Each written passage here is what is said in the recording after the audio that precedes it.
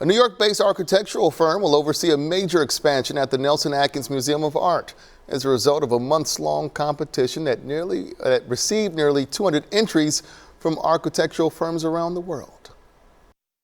I'm really excited that they're keeping that law, and I think that's a very big point in Kansas City. I think it's important to make sure that we all have as much access to it as possible.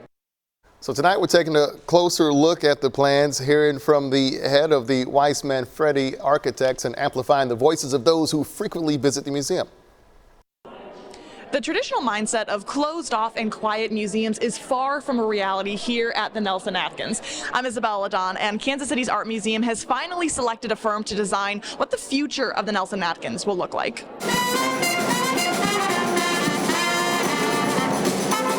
It's a day of celebration.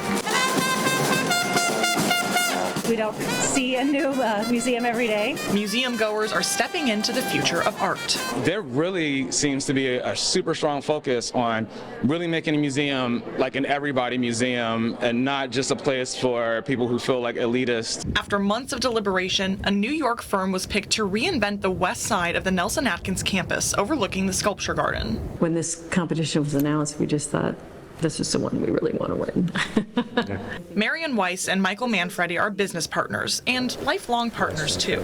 Dream come true. The husband and wife duo say Kansas City's culture drew them to the Nelson-Atkins. It's very important for us to see culture as something that unifies us rather than divides us. Weiss and Manfredi will frame the building around transparency, accessibility, and being a center for the new age of art. We want to make sure that some of the gallery spaces are simple enough and flexible enough to accommodate art that we can't even imagine is being constructed.